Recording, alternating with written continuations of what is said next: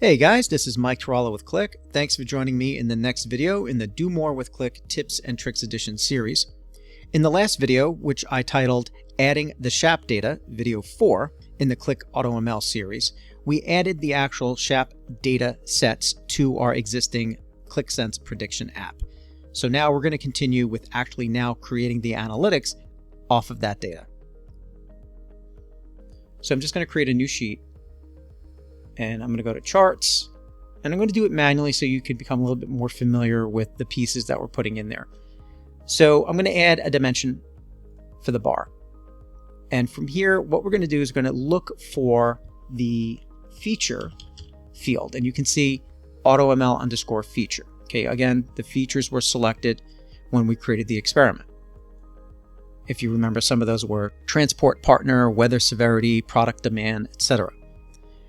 And then the measure is going to be just the SHAP value average.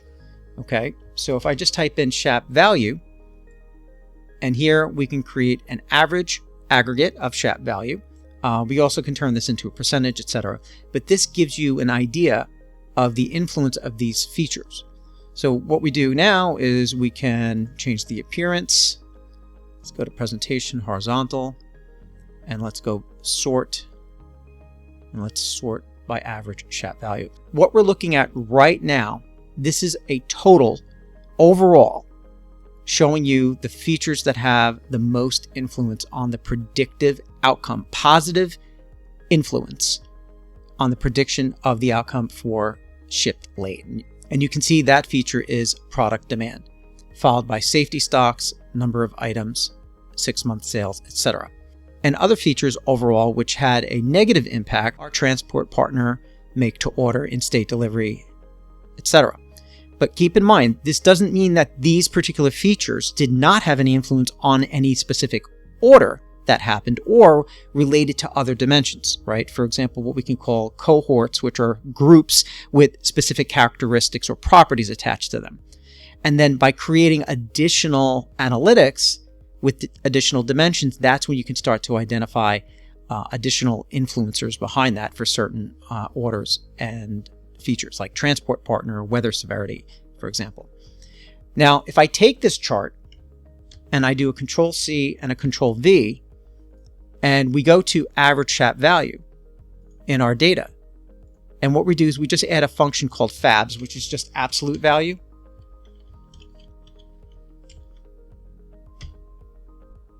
And the reason we do this is because we want to look at the magnitude of the influence without considering whether it is positive or negative.